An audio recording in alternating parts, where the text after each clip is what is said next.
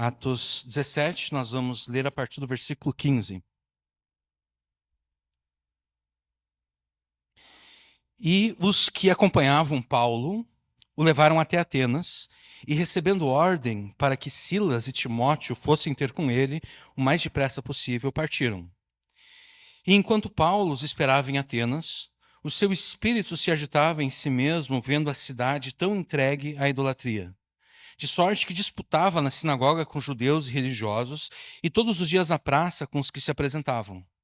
E alguns dos filósofos epicureus e estoicos contendiam com ele, e uns diziam: que quer dizer esse tagarela? E outros: parece que é pregador de deuses estranhos, porque lhes anunciava a Jesus e a ressurreição. E tomando, o levaram ao Areópago, dizendo: poderemos nós saber que nova doutrina é essa de que falas?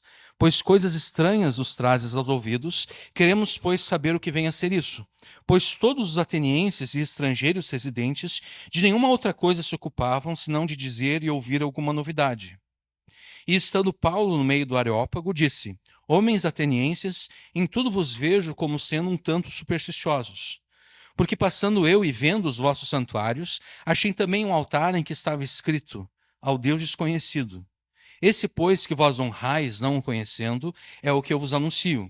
O Deus que fez o mundo e tudo que nele há, sendo o Senhor do céu e da terra, não habita em templos feitos por mãos de homens, nem tampouco é servido por mãos de homens, como que necessitando de alguma coisa, pois ele mesmo é quem dá a vida a todos e a respiração e todas as coisas. E de um só sangue fez toda a geração dos homens para habitar sobre a face da terra, determinando os tempos já dantes ordenados e os limites da sua habitação, para que buscassem ao Senhor, se porventura tateando pudessem achar, ainda que não está longe de cada um de nós.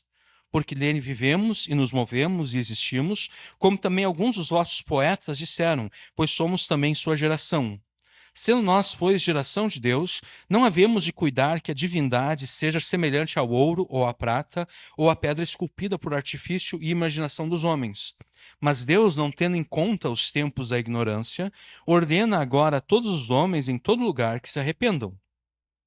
Porquanto tem determinado um dia em que com justiça há de julgar o mundo, por meio do homem que destinou, e disso deu certeza a todos, ressuscitando dentre os mortos. E como ouviram falar da ressurreição dos mortos, uns escarneciam e outros diziam: acerca disso te ouviremos outra vez.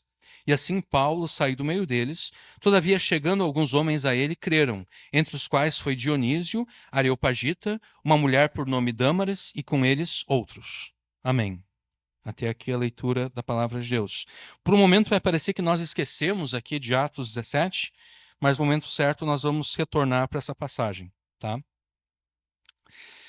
Uma parte considerável dos brasileiros, me parece,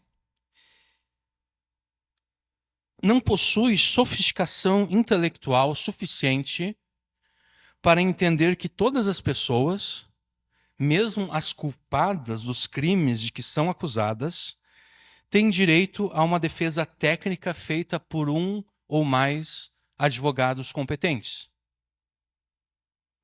Essa incompreensão, me parece, decorre da incapacidade da pessoa comum em distinguir entre a culpa do criminoso e a defesa jurídica provida pelo advogado.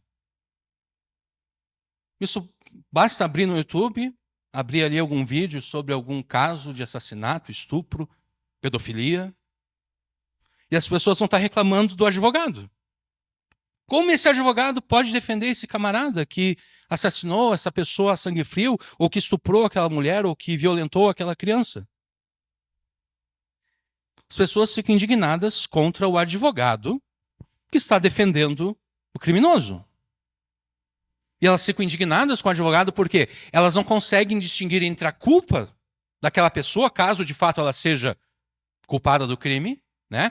Porque é muito possível alguém ser acusado de um crime e não ter cometido aquele crime. Isso pode ocorrer e de fato ocorre. Eu sempre me lembro de um caso nos Estados Unidos de um rapaz, um universitário, que foi acusado de estuprar uma moça. E a faculdade rescindiu a matrícula dele e Outras faculdades não queriam aceitá-lo, porque quem quer ter, né, na sua escola, na sua faculdade, um cara que estupra mulheres? Ninguém quer ter, né? Ah, só que no final foi demonstrado, por sorte dele, havia uma câmera no local que demonstrou que a única coisa que ele fez foi trocar algumas palavras com aquela moça. Agora não importa o que ele disse, ele pode ter se referido a ela em termos baixos, né? Ele pode ter falado palavras não honrosas a ela. Mas, de qualquer forma, ele não a estuprou. Se não tivesse aquela câmera, o coitado do rapaz, porque isso aconteceu bem naquele movimento Me Too, né? Em que a gente deveria de acreditar em qualquer mulher que dissesse, ó, aquele homem me estuprou, e ela não apresentava nenhuma evidência do estupro. A gente deveria de acreditar nas mulheres e, coitado do rapaz, a vida dele acabaria ali, né? Porque ele não conseguiria fazer nenhum curso de universitário, ele teria que se dedicar a um emprego que pagasse pouco, porque também porque tem essa ideia do cancelamento também, né? Quem é que iria contratar alguém que poderia estuprar as suas funcionárias mulheres?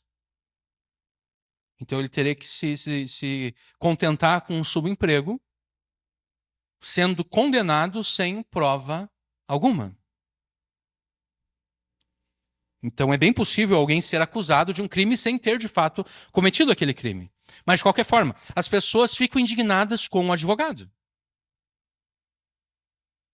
As pessoas transferem a culpa do criminoso para o advogado.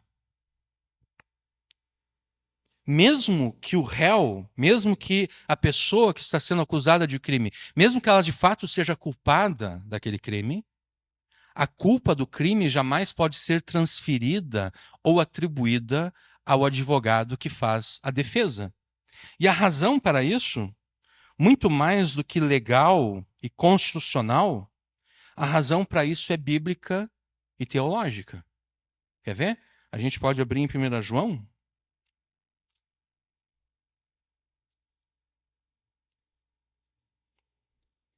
1 João, capítulo 2.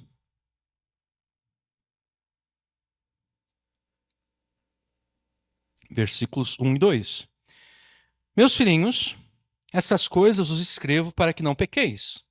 E se alguém pecar, temos um advogado para com o Pai, Jesus Cristo, o justo. E ele é a propiciação pelos nossos pecados, e não somente pelos nossos, mas também pelos de todo o mundo. A razão pela qual a gente não pode transferir a culpa do criminoso para o advogado que o defende é porque o apóstolo João apresenta Jesus, o justo, como o advogado dos crentes junto a Deus o Pai, quando os crentes se tornam culpados de algum pecado. Se você não tiver a sofisticação intelectual para distinguir entre o réu culpado de um crime e o advogado que o defende do ponto de vista jurídico, se a tua falta de perspicácia te leva a considerar que ao defender juridicamente um estuprador ou um homicida, um advogado defende e aprova o estupro e o homicídio, você demonstra não ter sofisticação espiritual adequada para distinguir entre a tua injustiça e a justiça de Jesus, que é o teu advogado diante de Deus o Pai, que te defende quando você se torna culpado de um pecado. Não sei se vocês estão compreendendo o meu argumento.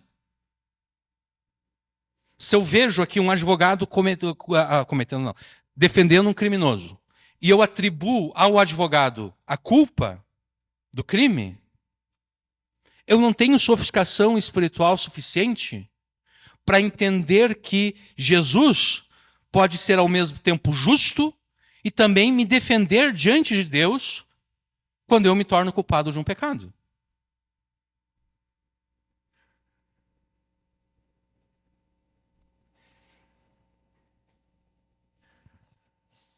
Em outras palavras, você não entende o Evangelho. Como é possível? Como é possível Jesus permanecer justo? Porque João faz questão de ressaltar aqui, né? Jesus Cristo, o justo. Como é possível Jesus Cristo, o justo, defender um pecador ao mesmo tempo em que condena o pecado cometido por aquele pecador? Se é possível a Jesus fazer isso, se é possível Jesus permanecer justo ao mesmo tempo que defende um pecador diante de Deus, condenando o pecado que o pecador cometeu, é também possível que um advogado defenda um criminoso ao mesmo tempo que condena o crime cometido por aquele criminoso. Só porque um advogado defende um homicida, não quer dizer que aquele advogado seja um homicida ele próprio, né? Não quer dizer que ele é isso mesmo. Eu gostei tanto que esse meu cliente assassinou aquela pessoa, ou estuprou aquela mulher, ou violentou aquela criança. Não. São duas coisas completamente diferentes. O advogado, ele tem horror ao crime cometido pelo seu cliente, mas ao defender o seu cliente, ele não está defendendo a prática. Ele está fornecendo conselhos jurídicos para o seu cliente, quando o seu cliente comparece num tribunal, diante de um juiz, diante de um júri. Eu vou repetir isso aqui porque isso aqui é importante nós entendermos, tá? Então, se a tua falta de perspicácia te leva a considerar que ao defender juridicamente um estuprador ou um homicida, um advogado defende e aprova o estupro e o homicídio cometido pelo seu cliente, você demonstra não ter sofisticação espiritual adequada para distinguir entre a tua injustiça e a justiça de Jesus Cristo, teu advogado, que te defende junto a Deus o Pai quando você se torna culpado de pecado. Você demonstra não ter perspicácia bíblica suficiente para compreender como é possível que Jesus, ao te defender junto ao Pai, possa te defender ao mesmo tempo que, sendo justo, desaprova e condena o teu pecado. E ao não compreender como é possível Jesus te defender junto a Deus o Pai, ao mesmo tempo que condena o teu pecado, você conscientemente ou não, conscientemente ou não, você atribui a Jesus o teu próprio pecado. Da mesma forma que você atribui ao advogado o crime do seu cliente, você acaba atribuindo a Jesus o teu próprio pecado. Porque você não consegue compreender como alguém pode defender uma pessoa e ao mesmo tempo condenar o ato cometido por aquela pessoa.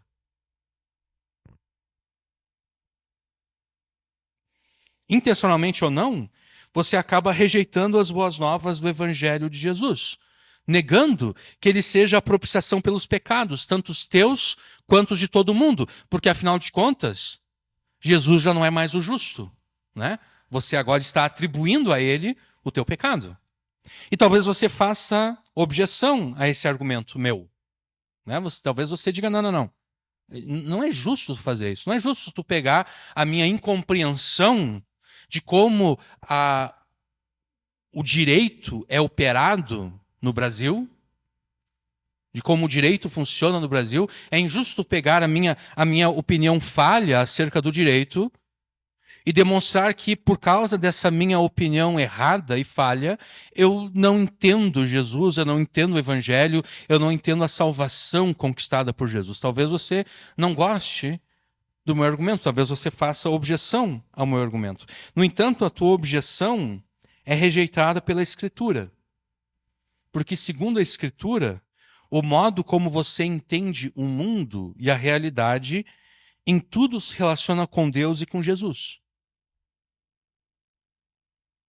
A forma como você entende o mundo e a realidade em tudo se relaciona com Jesus.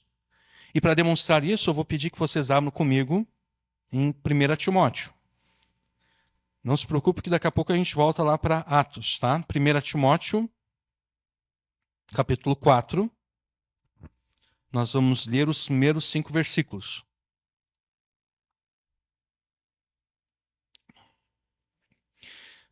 Mas o Espírito Santo expressamente diz, nos últimos tempos, que nos últimos tempos apostatarão alguns da fé, dando ouvidos a espíritos enganadores e a doutrinas de demônios, pela hipocrisia de homens que falam mentiras, tendo cauterizada a sua própria consciência, proibindo o casamento e ordenando a abstinência dos alimentos que Deus criou para os fiéis e para os que conhecem a verdade, a fim de usarem deles com ações de graças. Porque toda criatura, toda criação de Deus é boa, e não há nada que rejeitar sendo recebido com ações de graças, porque pela palavra de Deus e pela oração é santificada. Essa passagem aqui ela é contraintuitiva. Ela vai contra as nossas melhores intuições. Porque ao ouvirmos que alguns apostatarão da fé, dando ouvidos a espíritos enganadores e a doutrinas de demônios, nós esperaríamos que Paulo fizesse uma exposição sensacionalista dessas doutrinas demoníacas, né? Mais ou menos como Daniel Mastral fazia antes dele morrer. Ou como Saracheva continua fazendo. Né? Assim, uma exposição sensacionalista de como o diabo age. Que não passa de lixo espiritual. Né? Aquilo, a meu ver, à luz da Bíblia, tudo que Daniel Mastral falava e tudo que a Saracheva fala é lixo.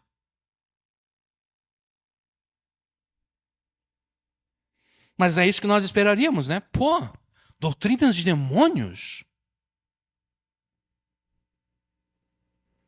E quando Paulo vai falar das doutrinas de demônios, o que ele fala? Ele dá dois exemplos que nos parecem inócuos, né? Proibição do casamento e abstinência de alimentos. O que tem de tão demoníaco na proibição do casamento? O que tem de tão demoníaco na abstinência dos alimentos? Né? Qual é a safadeza de Satanás ao inspirar pessoas a proibir o casamento e a se abster de alimentos?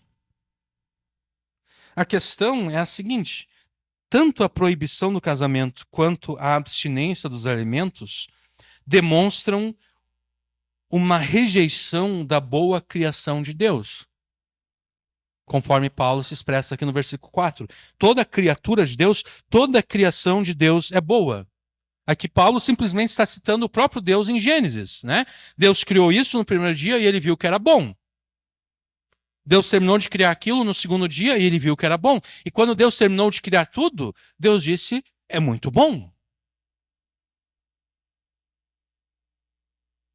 A proibição do casamento e o ensino de que nós devemos nos abster de certos alimentos, e aqui a abstinência de alimentos é por razão espiritual, né? Por exemplo, quer ver? Ó? Eu me lembro que no período da Covid, algum pastor na internet falou que a Covid surgiu na China porque lá eles comem morcegos. Eu não sei se é verdade ou não, se eles comem morcegos, mas de qualquer forma o cara afirmou isso.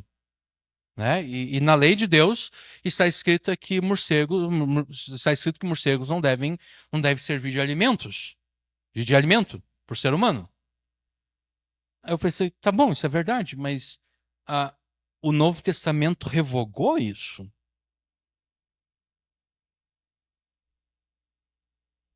Né? Jesus, em Marcos 7, se eu não me engano, aquela passagem que Jesus fala sobre os alimentos, o pessoal lá fica brabo com Jesus, porque ficam brabos com os discípulos de Jesus, porque os discípulos de Jesus estão comendo sem lavar as mãos, e lá a lavagem das mãos não era uma questão de higiene, era uma questão religiosa mesmo. Eles pensavam que ao deixar de lavar as mãos, eles estavam colocando impurezas espirituais para dentro de si. Mais ou menos como a Saracheva ensina. A Saracheva ensina coisas parecidas. Né? Eu vou citar de novo o que a Saracheva falou. A Saracheva falou o seguinte, talvez há um ano atrás. Ela falou o seguinte, olha, se você, mulher, teve uma vida promíscua antes de se converter a Jesus, se você andou com vários homens, saiba que quando você se converteu agora, e se casou com um homem crente, e você teve um filho com esse homem crente, saiba que esse filho que foi gerado por você e pelo teu marido, ele está contaminado com o DNA de todos os homens com os quais você andou antes.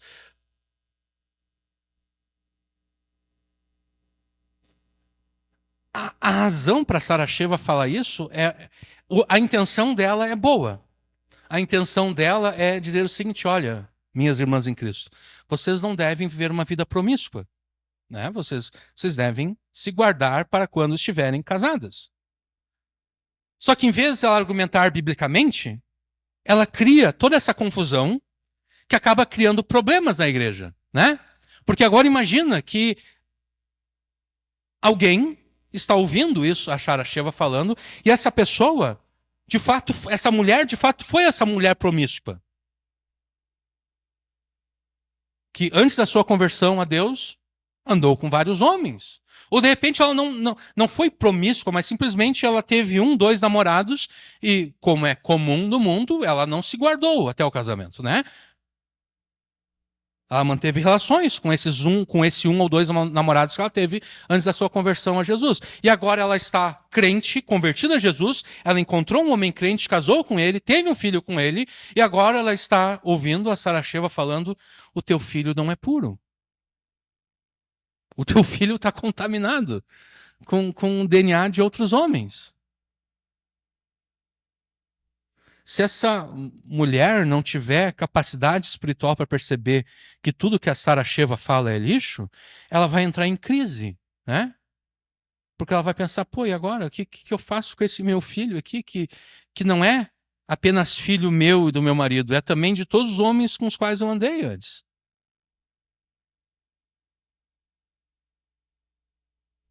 Então a Sara Sheva, aquilo que os fariseus diziam que contaminava a pessoa, né? O alimento, a Sara Sheva disse que o sêmen do homem contamina a mulher também. Contamina o útero da mulher por mais ou menos 10 anos, segundo ela. Né? Mas já falamos demais da Sara Sheva. Aquele pastor falou que a Covid surgiu na China porque lá eles comem morcegos. E na Bíblia Deus proibiu que nós comamos morcegos. E eu fico pensando: tá bom, mas toda a lei de Deus permanece válida, toda a lei de Deus do Antigo Testamento permanece válida no Novo Testamento, desde que ela não tenha sido revogada. E o Novo Testamento revogou essas leis dietéticas. Então, não faz sentido tu afirmar que a Covid surgiu como castigo de Deus sobre a China porque eles comem morcegos. E ainda que tivesse sido isso, o que nós aqui temos a ver com os chineses que comem morcegos, né? Porque a Covid não ficou restrita lá na China.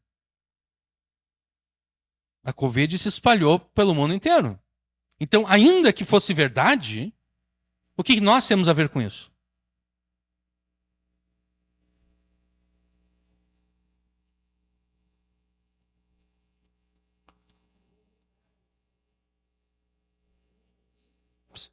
Sim,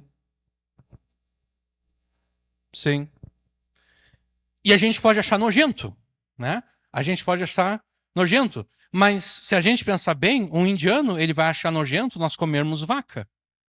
Ele vai pensar: ui, que nojo! Vocês comem vaca?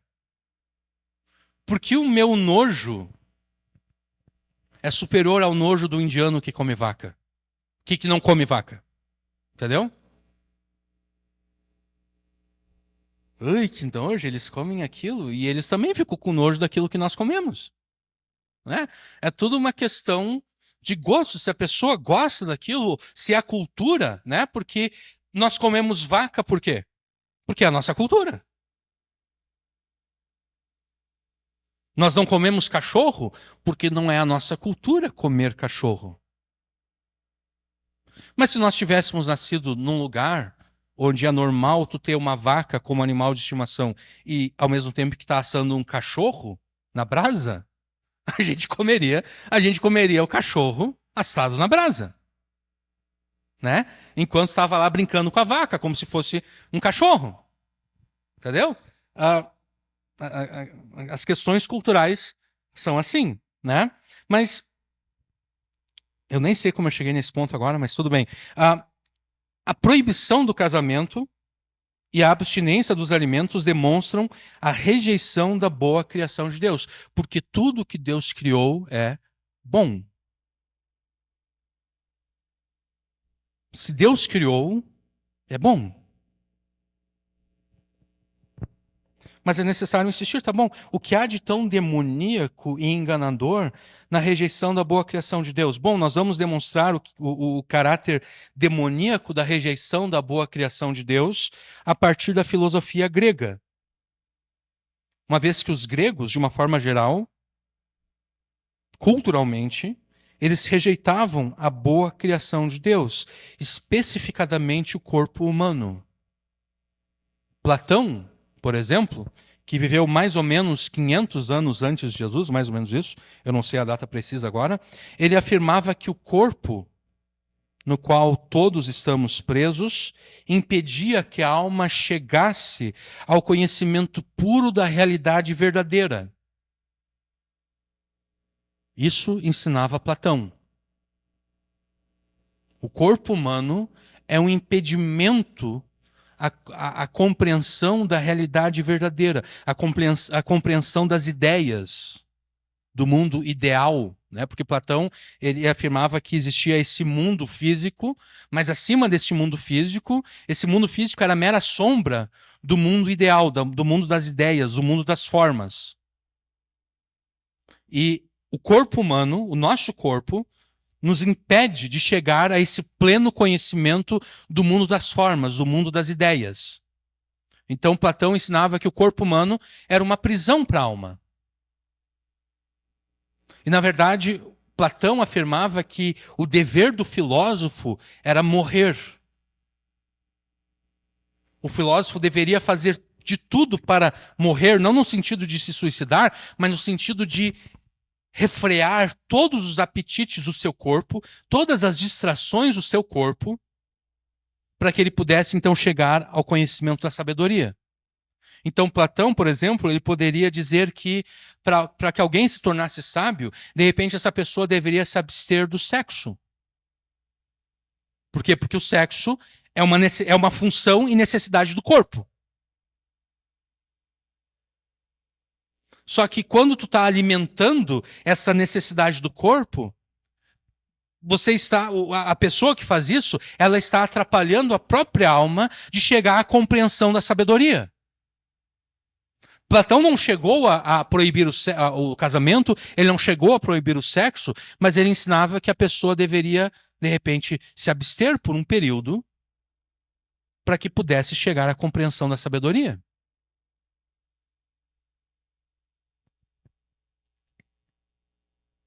E Platão considerava que a morte, de fato, a morte era aquele momento em que finalmente a alma se veria livre da sua prisão.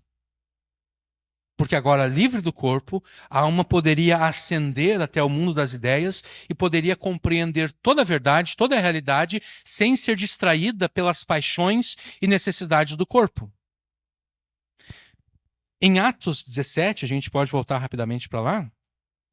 Em Atos 17, Paulo não está disputando com filósofos platônicos. Ele não está disputando com filósofos platônicos. Ele está disputando com filósofos epicureus e estoicos. Nós não temos tempo agora para abordar as filosofias estoica e epicurista, porque esse não é o objetivo da mensagem. Para os propósitos dessa mensagem, basta entender que mesmo não sendo platônicos, e sim epicureus e estoicos, esses filósofos aqui, eles foram contaminados por esse pensamento de Platão, de que de alguma forma o corpo humano era algo mau, era uma prisão para a alma. E foi precisamente a ideia do corpo humano como uma prisão da qual a alma tanto necessita e deseja se ver livre, que levou os atenienses a interromper a pregação de Paulo e a zombar dele em Atos 17, versículos 30 até o 32. Mas Deus, não tendo em conta os tempos da ignorância, ordena a todos os homens em todo lugar que se arrependam, porquanto tem determinado um dia em que com justiça há de julgar o mundo por meio do homem que destinou, e disso deu certeza a todos, ressuscitando dentre os mortos. E como ouviram falar da ressurreição dos mortos, uns escarneciam, uns começaram a escarnecer, a zombar de Paulo, e outros interromperam a pregação de Paulo e disseram: acerca disso te ouviremos outra vez. Por que os atenienses interromperam Paulo e zombaram dele no exato momento em que ele menciona a ressurreição dos mortos? Exatamente porque, para eles, sendo o corpo uma prisão da qual a alma quer se ver livre, necessita se ver livre, a morte é a maior experiência de libertação e salvação que a alma poderia ter. De modo que a ressurreição seria voltar a aprisionar aquela alma no corpo. É por isso que para eles apenas um Deus mau poderia propor a ressurreição dos mortos. Porque agora a alma finalmente estava livre e agora vem esse Deus mau e quer de novo prender a alma no corpo humano. É por isso que eles interrompem Paulo, é por isso que eles zombam de Paulo. Porque na mente deles, o Deus de Paulo é um Deus mau.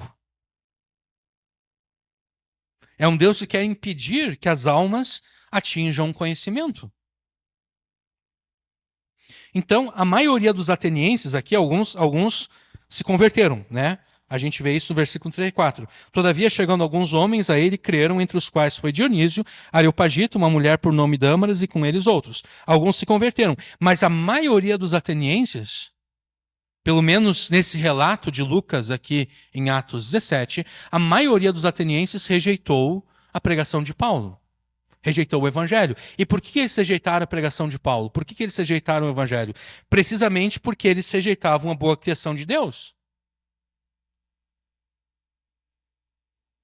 Porque ao rejeitar a boa criação de Deus, eles assumiam que os seus corpos eram maus. E se o meu corpo é mau, eu quero mais é me ver livre desse meu corpo mau. Eu não quero ressuscitar dos mortos. Eu não quero ter como um Deus alguém que ressuscitou dos mortos e que também ressuscitará os mortos. Não, eu quero ter como Deus alguém que me mantenha longe desse meu corpo mau. Eu quero ter alguém como Deus que quando eu morrer, não queira novamente aprisionar a minha alma em algum corpo físico. Para a cultura e pensamentos gregos, apenas um Deus mau poderia ressuscitar os mortos para novamente aprisionar as almas das pessoas em corpos físicos. Então, ao rejeitar a boa criação de Deus como má, os atenienses rejeitaram a ressurreição dos mortos e, consequentemente, rejeitaram Jesus, o Evangelho e a salvação conquistada por Jesus. A rejeição da boa criação de Deus é completamente incompatível com a fé em Jesus, visto que a fé em Jesus exige fé na ressurreição dos mortos. E a ressurreição dos mortos pressupõe que a criação de Deus é boa. A criação de Deus é tão boa que mesmo quando ela morre, vale a pena trazê-la de volta à vida. Mesmo quando ela morre, vale a pena ressuscitá-la. A criação de Deus é tão boa que mesmo quando ela é destruída, vale a pena restaurá-la.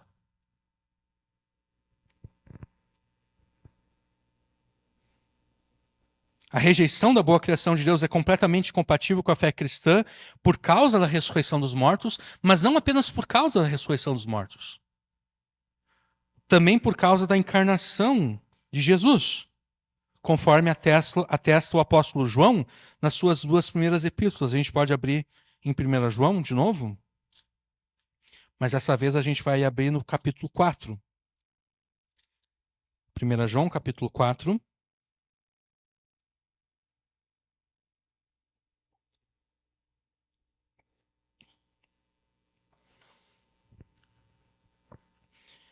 Versículos 1 a 3.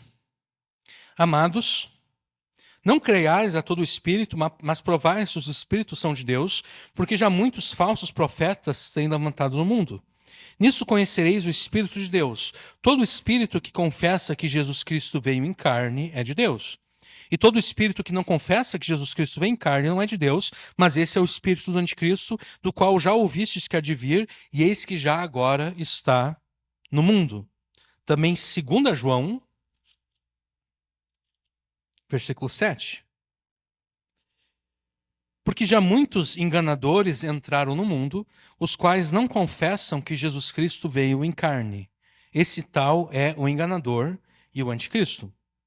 Porque o apóstolo João teve que advertir os seus leitores contra os anticristos que negavam que Jesus veio em carne e viveu neste mundo como um homem.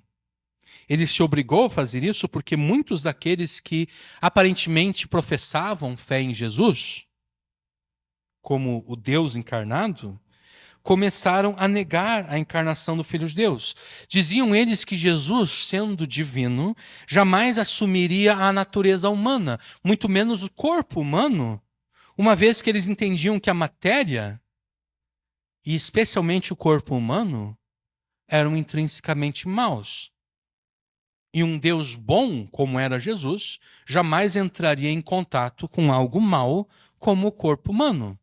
Logo, Jesus não veio em carne, Jesus não encarnou. Jesus não nasceu de uma virgem, Jesus não nasceu como um homem que foi gerado no ventre de uma mulher. Não, Jesus apenas, quando os discípulos conversavam com Jesus, quando os discípulos viam Jesus, eles apenas estavam vendo um fantasma, um espírito que tinha a aparência de corpo. Essa heresia entrou na história, na teologia, com o nome de docetismo, do verbo grego dokel, que quer dizer parecer. Jesus apenas parecia humano. Mas ele não era humano. Ele parecia ter um corpo, mas ele não tinha um corpo. Então, de fato, Jesus não nasceu neste mundo como um homem. Ele simplesmente apareceu como um espírito, fingindo ter um corpo humano. Mas o problema é que se Jesus não nasceu, se Jesus não tinha um corpo humano, certamente ele não morreu, né? Porque para morrer é necessário que você tenha um corpo. E ele também não ressuscitou, porque para ressuscitar novamente é necessário um corpo. Então, no final, essas pessoas, esses anticristos aqui, docéticos, que negavam que Jesus veio em carne, eles não apenas negavam a encarnação do Filho de Deus, eles também negavam a morte de Jesus a favor dos pecadores e também a ressurreição dos mortos, a ressurreição de Jesus. Tudo por quê? Tudo porque eles rejeitavam a boa criação de Deus. Tudo porque eles afirmavam que o corpo humano era mau. A matéria é má. Aquilo que é físico, aquilo que pode ser visto e tocado é mau. Só é bom aquilo que é espiritual.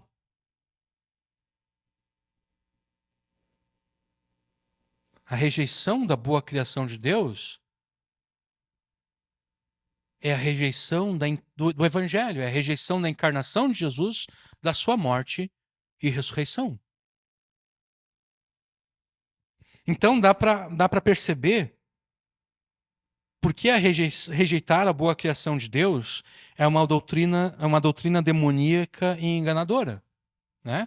Porque quando eu rejeito a boa criação de Deus, por implicação eu estou rejeitando tudo aquilo que Jesus fez. Quando eu digo que não é proibido casar, porque o sexo desvia a pessoa dos bons propósitos de Deus, né? A pessoa deve mortificar a sua carne, a pessoa não deve tocar naquilo, não deve usar aquilo, mais ou menos como Paulo escreve em Colossenses, né? os falsos mestres que haviam entrado na igreja de Colossos, a gente pode abrir lá rapidinho, Colossenses capítulo 2.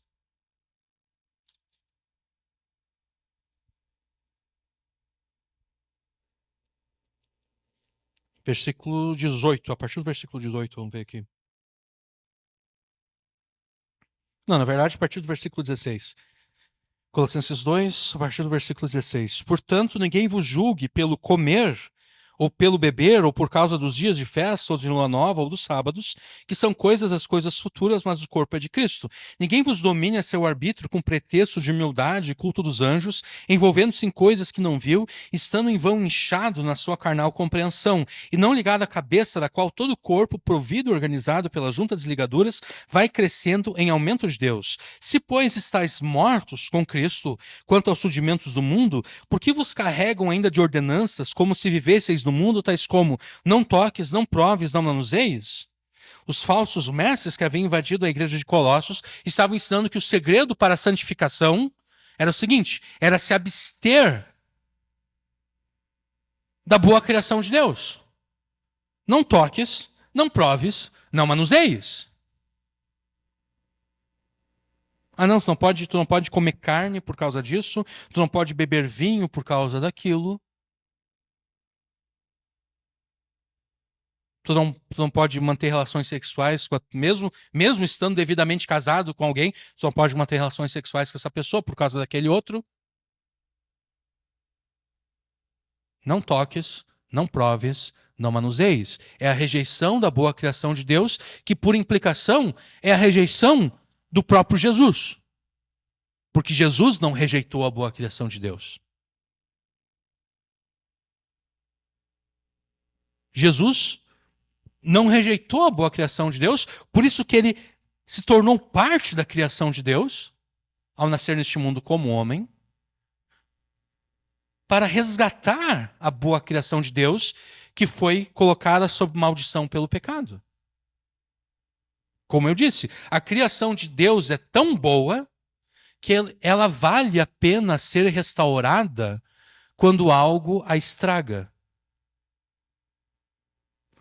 A criação de Deus é tão boa que quando alguma coisa estraga a boa criação de Deus, vale a pena restaurá-la.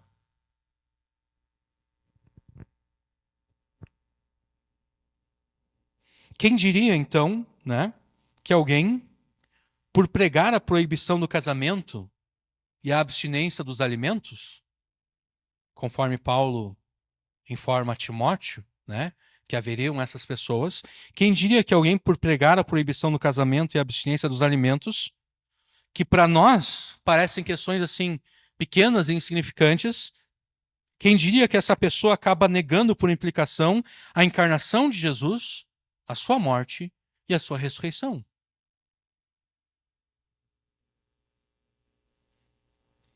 Assim como a proibição do casamento e a abstinência dos alimentos, por serem práticas que expressam a rejeição da boa criação de Deus, assim como essas práticas, por implicação, negam a encarnação, a morte e a ressurreição de Jesus, assim a tua suposta incapacidade de compreender como um advogado, agora a gente volta lá no início, né? Como um advogado pode defender juridicamente um criminoso sem defender nem aprovar o crime cometido pelo seu cliente,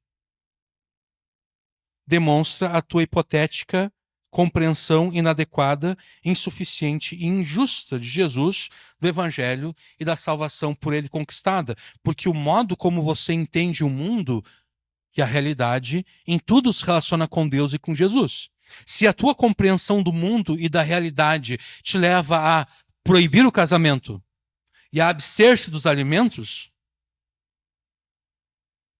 você se torna um docético, você se torna um anticristo, semelhante àqueles contra quem João escreveu.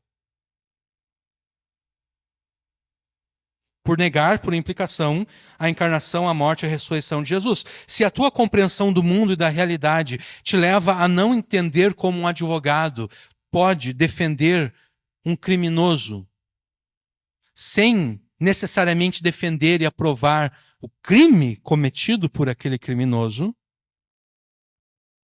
se a tua compreensão de mundo e realidade te leva a pensar dessa forma, você demonstra compreensão inadequada, insuficiente e injusta de Jesus, do Evangelho e da salvação. E é óbvio que quando argumentamos dessa forma, nós estamos considerando apenas aqueles advogados que defendem os seus clientes no limite da lei, né? Porque existem aqueles advogados que se juntam aos criminosos na prática de crimes. Nós não estamos pensando nesses. Nós estamos pensando nos advogados que defendem os seus clientes no limite da lei. Eles não ultrapassam a lei. Eles vão até onde a lei permite para defender os seus clientes. Tudo isso é uma espécie de preâmbulo para a pregação. Tá?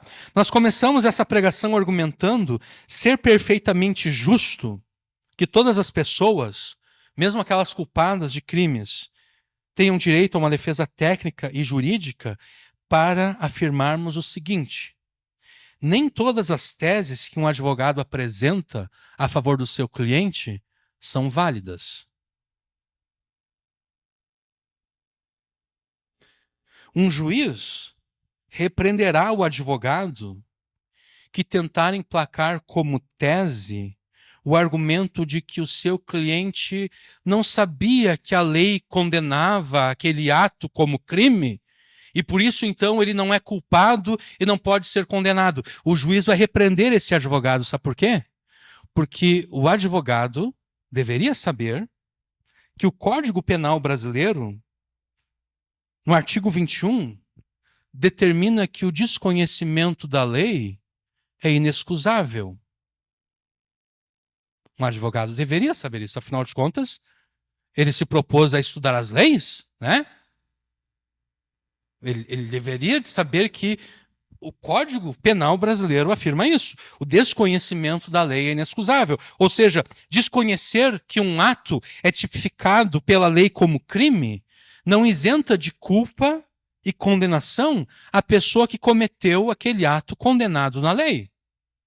Isso é necessário, é óbvio porque isso é necessário, né? Porque se não existisse esse dispositivo, qualquer pessoa poderia cometer o maior crime, e se ela está disposta a cometer um maior crime, certamente ela está disposta a mentir e a dizer: ah, mas eu não sabia que isso era crime. Ah, bom, se tu não sabia, então a gente não pode te condenar. Então, obviamente, é necessário esse dispositivo para tirar essa desculpa, né?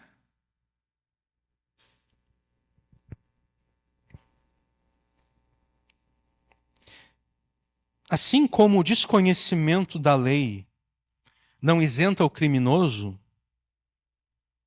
da culpa e da condenação, assim também o dever que todos têm de arrepender-se dos seus pecados e crer em Jesus independe de terem sido eleitos ou não para a salvação.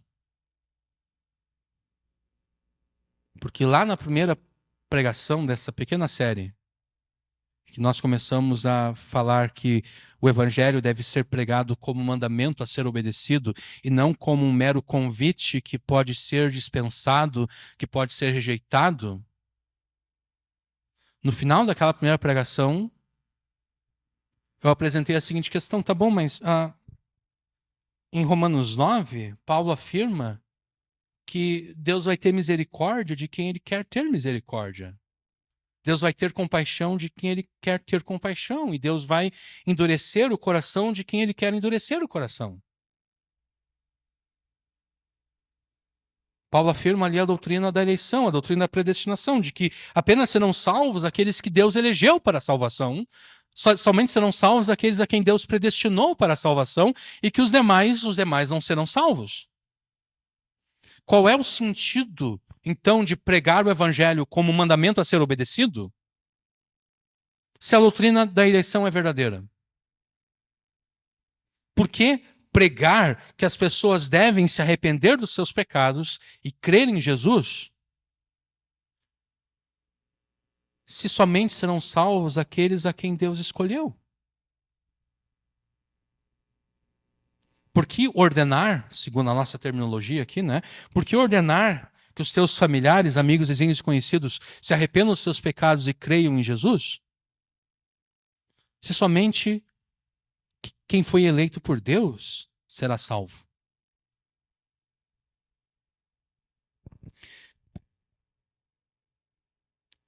Assim como o desconhecimento da lei não isenta o criminoso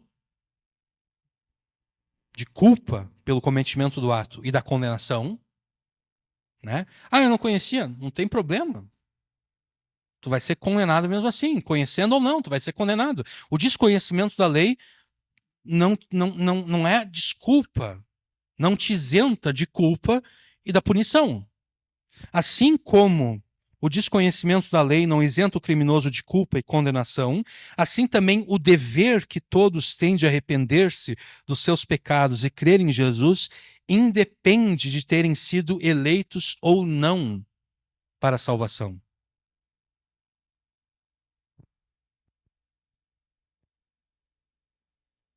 E talvez você esteja pensando, tá bom, mas eu nunca ouvi falar acerca da doutrina da eleição. Bom, a doutrina da eleição ela é fácil de ser entendida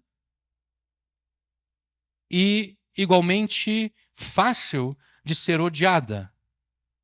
A doutrina da eleição sustenta que somente serão salvos aqueles a quem Deus, o Pai, por escolha soberana, elegeu para a salvação. E a consequência lógica é: aqueles que não foram eleitos não serão salvos.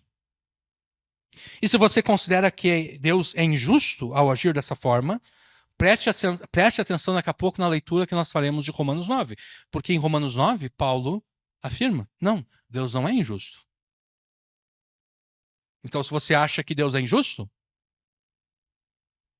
você tem que aprender com Paulo que Deus não é injusto ao agir dessa forma. Então, a gente pode ir para Romanos 9, onde nós vamos ver aqui a doutrina da eleição.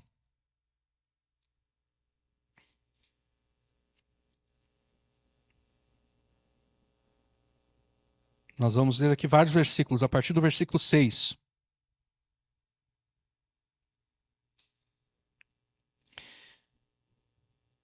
Não que a palavra de Deus haja faltado, porque nem todos os que são de Israel são de Israel.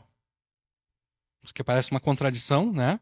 Mas não, Paulo está falando que nem todos aqueles que nascem como israelitas são de fato o Israel de Deus, né? São de fato o Israel eleito por Deus.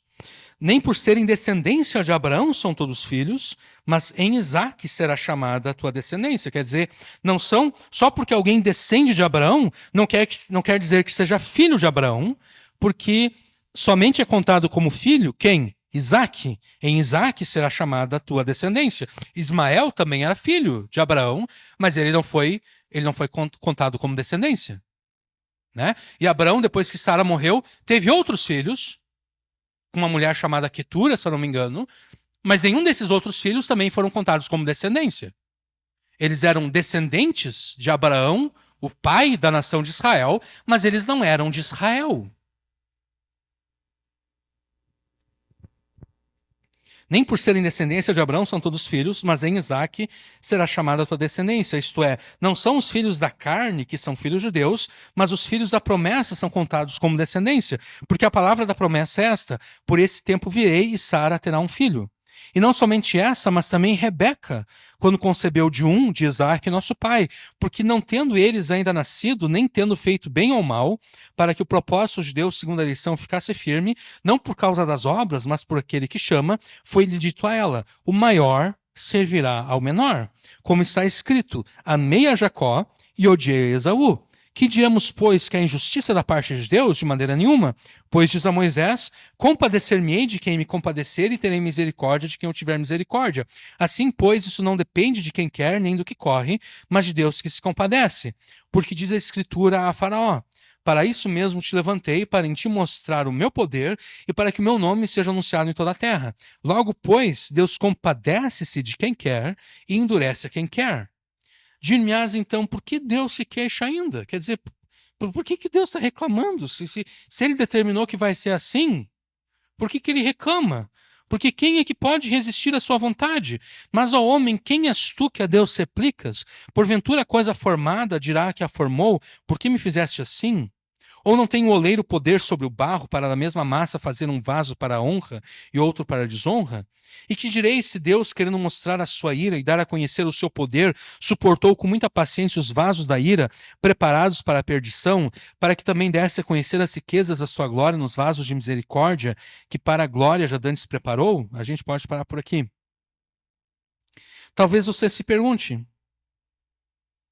por que pregar o evangelho como mandamento a ser obedecido, se Romanos 9 é verdadeiro? Né?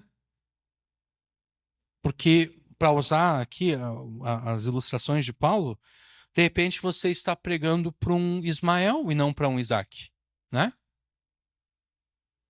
Ismael era filho de Abraão, mas não foi contado como descendência. Talvez você esteja pregando para Esaú e não para Jacó. Esaú era tão filho de Isaque quanto Jacó. Mas Jacó foi eleito e Esaú não.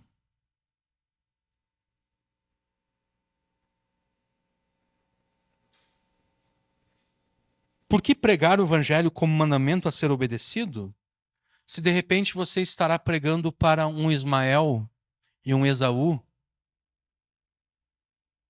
e não para um Isaque e um Jacó?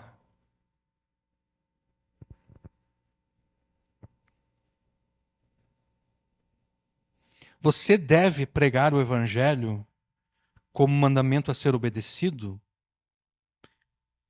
pela seguinte razão. E aqui eu vou repetir o argumento de antes. Assim como o desconhecimento da lei não isenta o criminoso da culpa e condenação, assim também o dever que todos têm de arrepender-se dos seus pecados e crer em Jesus independe de terem sido eleitos ou não para a salvação.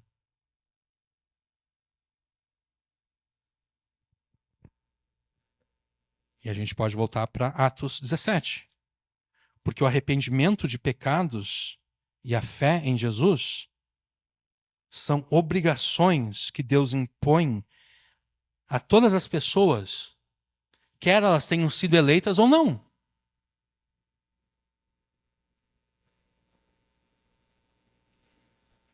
Atos 17:30. Mas Deus, não tendo em conta os tempos da ignorância, ordena agora a todos os homens em todo lugar que se arrependam, porquanto tem determinado um dia em que com justiça há de julgar o mundo, por meio do homem que destinou, e disso deu certeza a todos, ressuscitando dentre os mortos. Paulo menciona aqui apenas o arrependimento, né? Ele não menciona a fé em Jesus. E ele faz isso porque a fé em Jesus está pressuposta no arrependimento. Eu só vou me arrepender de pecados, dos meus pecados, porque eu estou crendo em Jesus, que afirma que eu sou pecador. Né? Então, a fé em Jesus está pressuposta aqui no mandamento do arrependimento. Note que, ao contrário de Romanos 9, e ao contrário de muitas outras passagens bíblicas, a doutrina da eleição não é mencionada aqui. E com isso eu não estou dizendo que Paulo tenha esquecido dessa doutrina ou que ele a esteja desprezando ou rejeitando. Não. Ao destacar que a doutrina da eleição não é mencionada, eu quero demonstrar o seguinte: o dever que todos têm de se arrepender dos pecados e crer em Jesus independe de terem sido eleitos ou não para a salvação.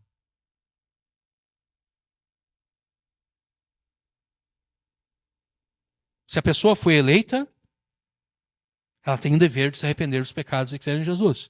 Se a pessoa não foi eleita, ela também tem o dever de se arrepender dos seus pecados e crer em Jesus. Da mesma forma que se o criminoso comete crime, sabendo que aquilo era crime, ele tem a culpa pelo crime e ele vai ser condenado, se a justiça for feita.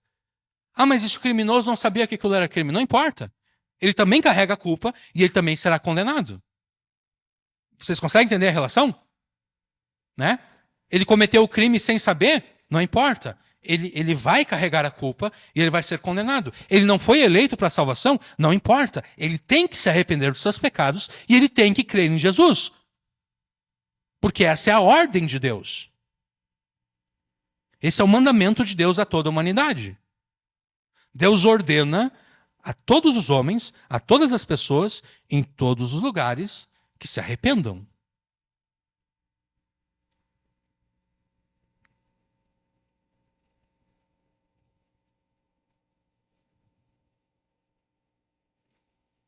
Note que Deus não está aqui convidando as pessoas, né?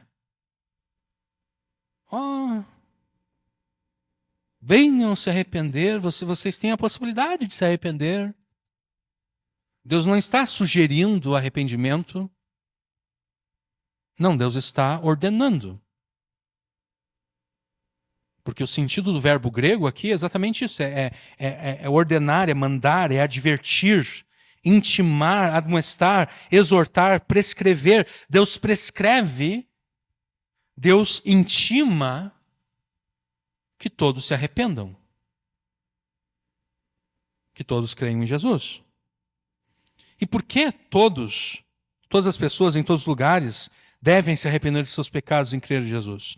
Eles devem fazer isso porque o Jesus no qual todos devem crer, após terem se arrependido dos seus pecados, esse Jesus haverá de julgar o mundo com justiça. Essa é a razão. Porque ao ser ressuscitado dentre os mortos, Jesus estava sendo publicamente apresentado ao mundo por Deus o Pai como o Filho de Deus, como aquele que é Senhor e juiz de todos, tanto dos vivos como dos mortos. O título Filho de Deus, atribuído a Jesus, tem vários sentidos a depender do contexto onde ele é usado. Ele pode ser usado, por exemplo, para se referir à divindade de Jesus. Então, Jesus é Filho de Deus no sentido de que Jesus é tão divino quanto Deus. Mas o título de Deus também pode ser usado para se referir a Jesus como descendente que Deus prometeu a Davi. A gente não vai abrir agora por causa do tempo, mas em casa vocês podem ler 2 Samuel, capítulo 7. A partir do versículo 1 até o versículo 16. Ou pode ler o capítulo inteiro, né? Nunca é demais ler a palavra de Deus, né? Então, leia o capítulo inteiro. O 2 Samuel 7. Ali, em 2 Samuel 7, Deus faz uma aliança com Davi. A palavra aliança não aparece ali, mas em um dos salmos, depois essa passagem é chamada de aliança. Deus faz uma aliança com Davi, e nessa aliança Deus promete a Davi um filho. Por quê? Porque o capítulo 7 começa com Davi querendo construir uma casa para Deus. E Davi chama o profeta Natã, e Davi diz, olha, eu quero construir uma casa para Deus. E o profeta Natã diz, olha, que bom, pode fazer. Deus é contigo. E depois Deus chama o profeta Natã, e Deus diz o seguinte para o profeta Natã, olha, diz para Davi que eu estou muito satisfeito com ele, que ele demonstrou esse desejo de construir uma casa para mim. Mas não é ele que vai construir uma casa para mim. É o filho dele. Alguém que virá depois dele. Então ali Deus promete um filho. Esse filho vai construir uma casa para Deus. E esse filho também vai se assentar sobre o trono de Davi para sempre. Então a gente sabe que Salomão cumpre apenas em parte, né? Salomão constrói um templo feito de pedras, mas Deus não habita em templos construídos por mãos humanas, né? Então Salomão ele cumpre em parte a promessa que Deus faz a Davi, mas Salomão obviamente morre, ele não se assenta eternamente sobre o trono de Davi. Jesus é o cumprimento da aliança que Deus faz com Davi.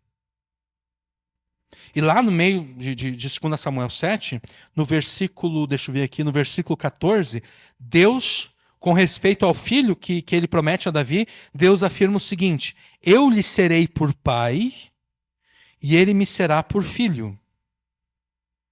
Então, além de designar a divindade de Jesus, o título Filho de Deus identifica Jesus como sendo o filho de Davi. Como sendo o filho que Deus, por meio de uma aliança, prometeu a Davi, um filho que haveria de construir uma casa ao Senhor.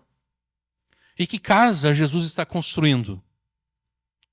A igreja, né? Porque em Efésios 2, Paulo afirma que de judeus e gentios, Deus está construindo um templo para a habitação de Deus em espírito. Então, Jesus está no processo de construir uma casa para Deus, que é a igreja, e Jesus está assentado sobre o trono de Davi, porque o Salmo 110 afirma que o trono de Davi foi elevado de Jerusalém à destra de Deus. Jesus está construindo uma casa para Deus e Jesus está assentado eternamente sobre o trono de Davi. Então, além de designar a divindade de Jesus, o título Filho de Deus identifica Jesus como esse filho que Deus prometeu a Davi. Como aquele que haveria de construir uma casa ao Senhor e reinar eternamente sobre o trono de Davi. E é por essa razão que, ao escrever o Salmo 2, Davi se refere ao seu filho, que Deus lhe prometeu, da seguinte forma, como Deus proclamando a esse seu filho: tu és meu filho, eu hoje te gerei. O Salmo 2, às vezes a gente pensa que os escritores da Bíblia, eles caíam em algum tipo de transe e eles começavam a escrever coisas que eles não entendiam. Não. Eles escreviam coisas que eles entendiam. Davi escreve o Salmo 2 tendo em mente a aliança que Deus fez com ele. Esse meu filho vai se assentar eternamente sobre o meu trono. E Deus disse que ele vai ser como pai para esse meu filho, e esse meu filho vai ser como filho para Deus. Então é por isso que no Salmo 2, Davi coloca Deus proclamando ao seu filho: tu és meu filho, eu hoje te gerei. E o Salmo 2 também coloca esse filho como sendo aquele que deve reinar sobre as nações e deve julgar as nações. Em casa você também leia o Salmo 2. 2 Samuel 7 e Salmo 2. A Escritura apresenta dois momentos nos quais Deus cumpre aquilo que está no Salmo 2, nos quais Deus proclama: tu és meu filho, eu hoje te gerei. O primeiro momento é quando Jesus é batizado no Rio Jordão. Jesus está sendo batizado por João Batista, os céus se abrem, o Espírito desce sobre Jesus como pomba. Então vem uma voz do céu dizendo: tu és meu filho, em quem eu tenho meu prazer. O segundo momento é precisamente a ressurreição dos mortos. Quando Jesus ressuscita dos mortos.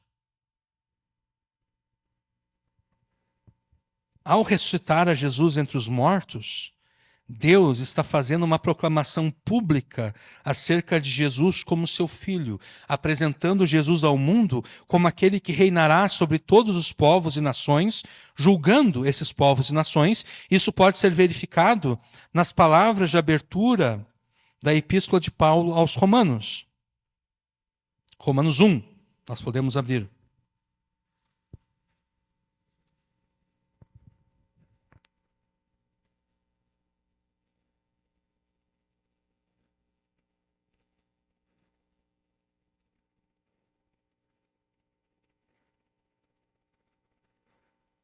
Romanos 1, nós vamos ler a partir do versículo 1.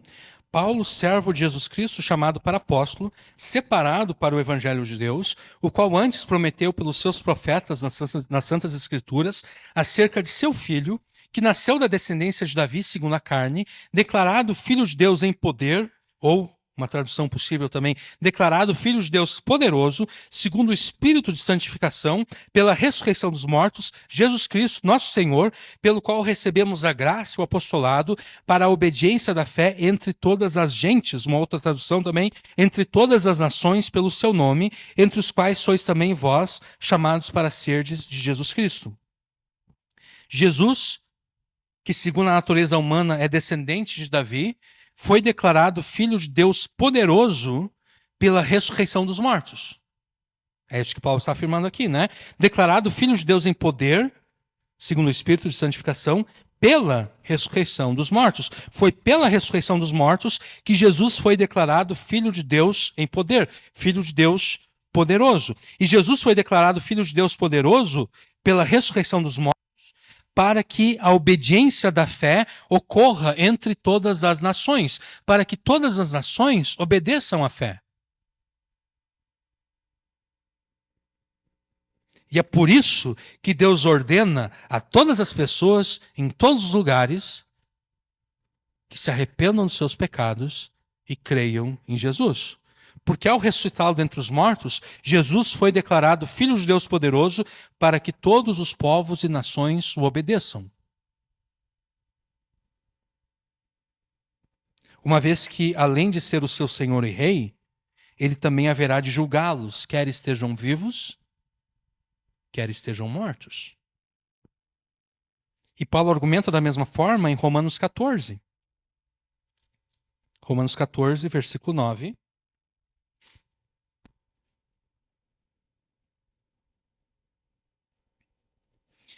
Porque foi para isso que morreu Cristo e ressurgiu e tornou a viver para ser Senhor, tanto dos mortos como dos vivos. E Romanos 16, versículos 25 a 27.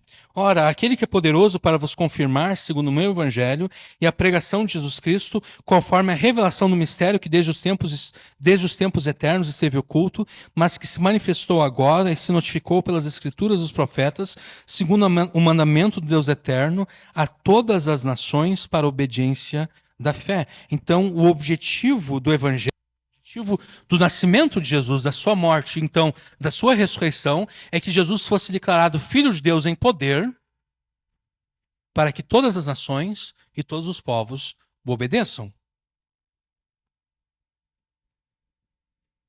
Não é à toa, então, que após a sua ressurreição entre os mortos e antes da sua ascensão aos céus, Jesus ordenou que todas as nações fossem discipuladas.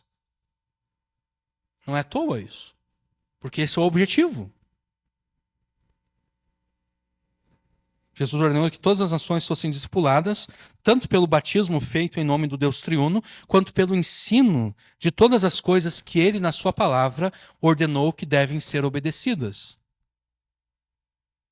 E sendo que Jesus foi ressuscitado dentre os mortos como Filho de Deus poderoso, a quem todos os povos e nações devem submissão e obediência, por ser ele o seu rei, senhor e juiz, não somente daqueles que estão vivos, mas inclusive daqueles que já morreram, é perfeitamente natural e esperado que Deus ordene que todas as pessoas, em todos os lugares, se arrependam. É perfeitamente natural e esperado que Deus não meramente convide, não meramente sugira. Não, é esperado e é natural que Deus ordene que todas as pessoas, em todos os lugares, se arrependam dos seus pecados e creiam em Jesus. E de novo, o dever que todos têm de arrepender-se dos seus pecados e crer em Jesus independe de terem sido eleitos ou não para a salvação.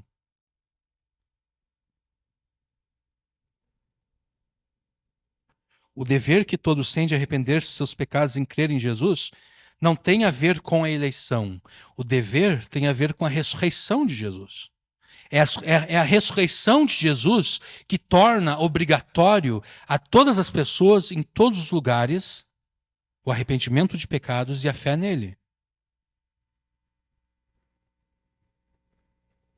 É mais ou menos como tem um camarada que eu gosto de ouvir no YouTube, ele é um apologista cristão americano, ele estava discutindo com alguém, né, estava debatendo com alguém, um debate formal, acerca do homossexualismo,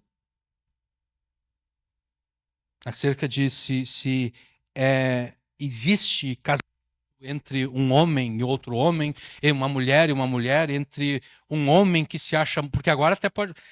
Tá tão confuso que é possível acontecer um casamento aparentemente heterossexual, mas na verdade entre um homem que se diz mulher e uma mulher que se diz homem. Né? A coisa está confusa assim. Mas de qualquer forma, esse homem, esse apologista cristão estava debatendo, né? E a pessoa com quem ele estava debatendo disse o seguinte: olha, mas quem é Jesus para afirmar aquilo que é certo e errado? Quem é Jesus para afirmar que no princípio Deus os fez homem e mulher? Né? Quem é Jesus para dizer que no princípio não havia gays ou lésbicas, ou que no princípio Deus não criou a pessoas que, embora tenham anatomia masculina, mas se entendem como se fossem femininos e assim por diante? Quem é Jesus para dizer que no princípio Deus criou homem ou mulher? A resposta desse apologista cristão foi a seguinte: olha, o Jesus que afirmou isso morreu. Não apenas morreu, ele, em primeiro lugar, profetizou a própria morte e a própria ressurreição. E então ele morreu e ressuscitou. Quando tu profetizar a tua própria morte, a tua ressurreição, e de fato morrer e ressuscitar, a gente vai te ouvir. Mas enquanto isso não acontecer, a gente vai ouvir aquele que morreu e ressuscitou.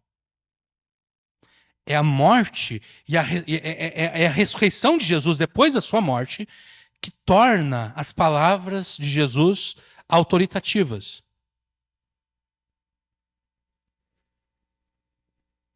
É isso que torna as palavras dele autoritativas. É isso que dá autoridade a ele e é isso que torna obrigatório a todas as pessoas o arrependimento de pecados e fé em Jesus.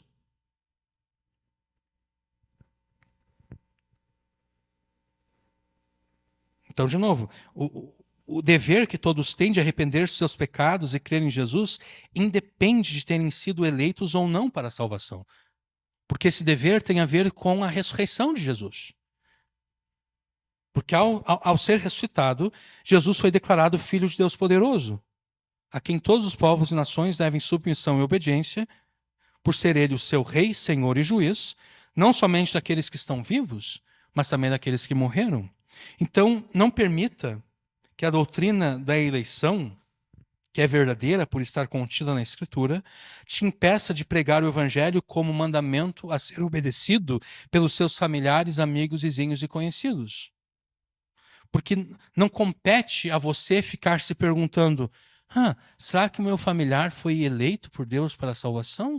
Ou será que ele não foi? Não compete a você se perguntar isso. Não compete a ninguém ficar se perguntando isso. Compete a nós pregarmos aquilo que é a obrigação de todos. Compete a você informar qual era a responsabilidade que os teus familiares, amigos, vizinhos, conhecidos receberam da parte de Deus, o Pai, tendo em vista a ressurreição de Jesus. A responsabilidade é arrepender-se dos pecados e crer em Jesus. Então não permita que aquilo que é correto, não interprete errado aquilo que é correto, de modo que aquilo que é correto, sendo interpretado errado, te leve a deixar de fazer aquilo que você deve fazer.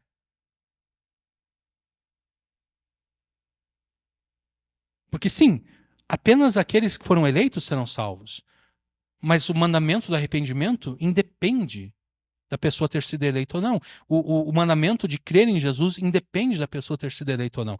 Não importa se a pessoa foi eleita ou não, é dever dela arrepender-se dos pecados e crer em Jesus.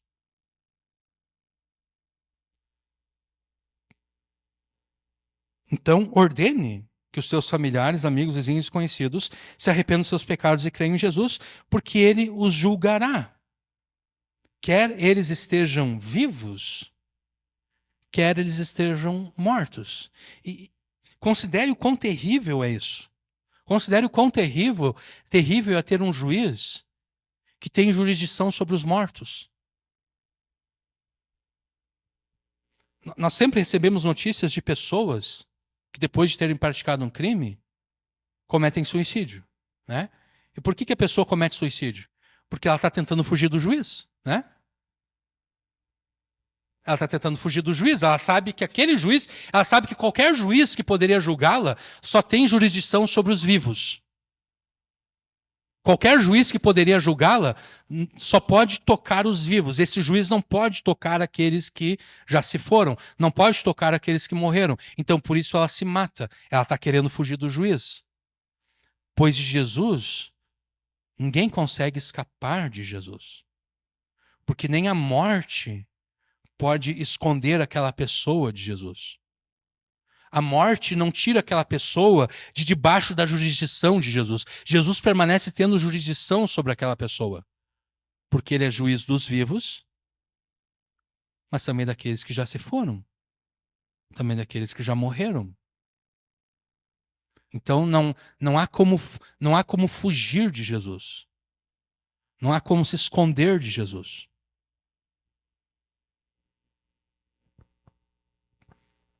Informe, ao pregar o evangelho como mandamento que deve ser obedecido pelos seus familiares, amigos, vizinhos, conhecidos, informe que eles não podem fugir do juízo e condenação que Jesus imporá sobre eles em função dos seus pecados. Informe que eles não têm como fugir. Não tem escapatória. Nem a morte os esconde de Jesus.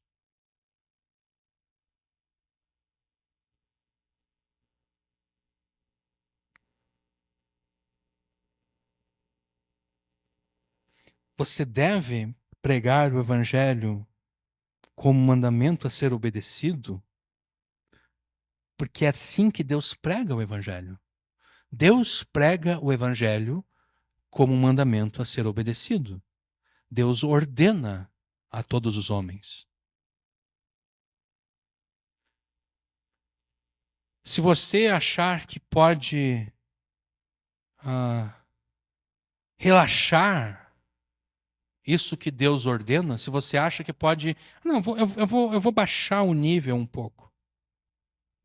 Eu não me sinto à vontade pregando o evangelho como uma obrigação. Eu vou pregar o evangelho apenas como uma opção que as pessoas têm.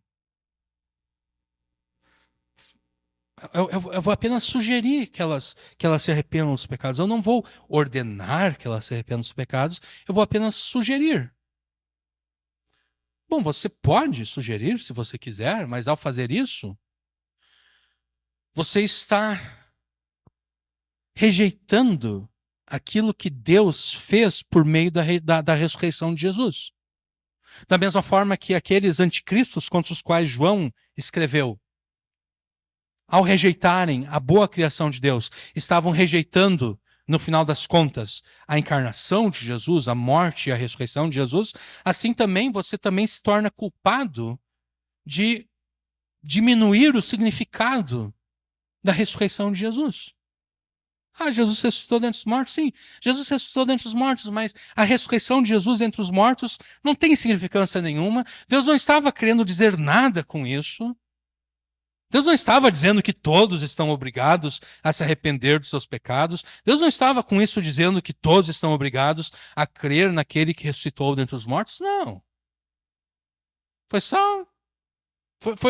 Algo extraordinário aconteceu, mas esse algo extraordinário que aconteceu não tem significado nenhum, não tem sentido nenhum.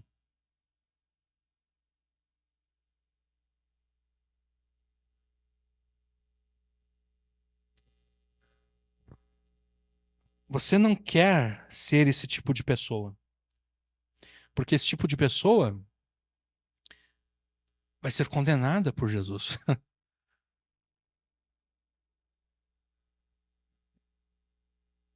Se a mensagem é uma, é essa mensagem que deve ser pregada, sem qualquer adulteração, sem qualquer alteração. Se eu altero a mensagem. Imagina o seguinte, olha só.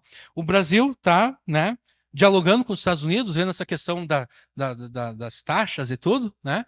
Imagine se o representante do Lula, né? O representante do governo brasileiro começa a passar para o governo americano, começa a alterar aquilo que o governo brasileiro espera do governo americano. Imagine que o representante do governo americano comece a alterar aquilo que o governo americano espera do governo brasileiro. Se um desses dois representantes fizer isso, ou se esses dois representantes fizerem isso, eles devem ser demitidos. Né?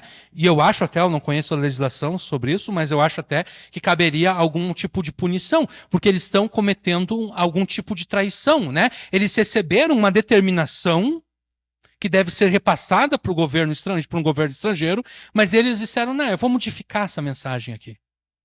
Isso é traição.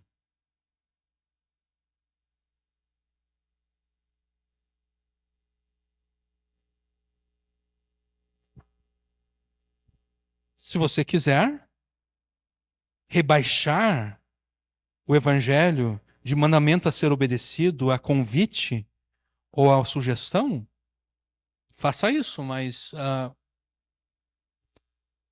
se você fizer isso, na verdade, nem vale a pena pregar, né? Porque você vai pregar para salvar outros enquanto você mesmo está se perdendo.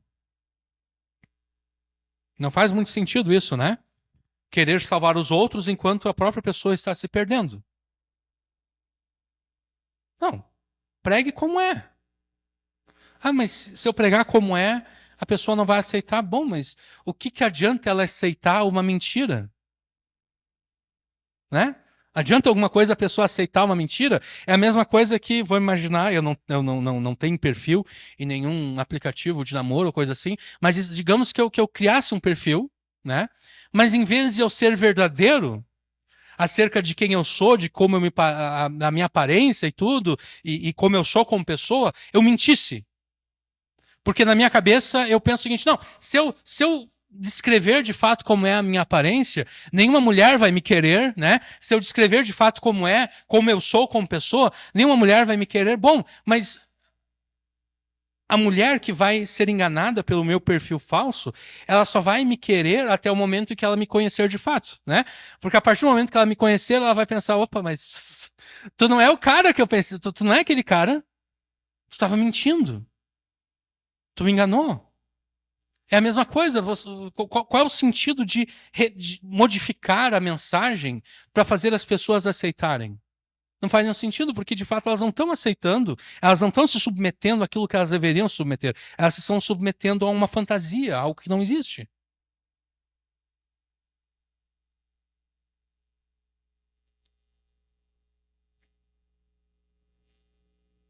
Pregue o evangelho como mandamento a ser obedecido e não como um convite passível de rejeição. Nessa mensagem você aprendeu que assim como o desconhecimento da lei não isenta o criminoso da culpa e condenação, assim também o dever de que todos têm de arrepender-se dos seus pecados e crer em Jesus independe de terem sido eleitos ou não para a salvação. Numa pregação posterior, nós vamos demonstrar que, de fato, a pregação do arrependimento e a fé em Jesus é o meio pelo qual Deus salva os seus eleitos. Mas nós não chegamos lá ainda, nós estamos num passo anterior.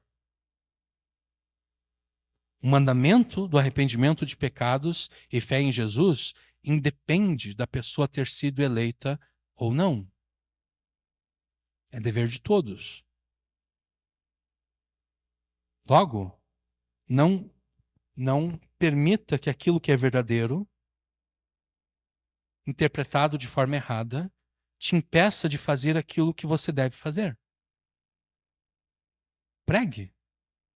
É mais ou menos como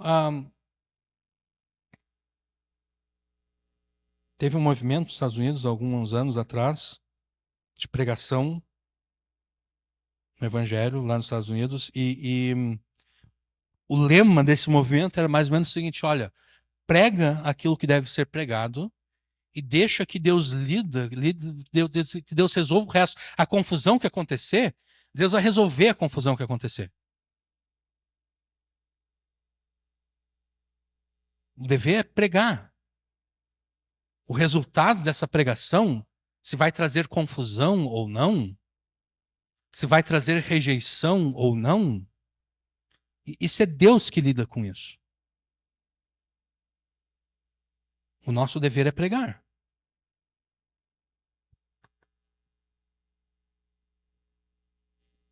O dever que todos têm de arrepender dos seus pecados e crer em Jesus tem a ver com a ressurreição de Jesus. Então, tendo em vista que, pela ressurreição de Jesus, Deus o Pai o apontou como Rei, Senhor e Juiz de todos os povos e nações, ordene que os teus familiares, amigos, vizinhos e conhecidos se arrependam dos seus pecados e creiam em Jesus, porque Jesus vai julgá-los, quer eles estejam vivos, quer eles estejam mortos. A morte não vai escondê-los do juízo de Jesus. Então ordene que eles se arrependam dos pecados e creiam em Jesus. Amém.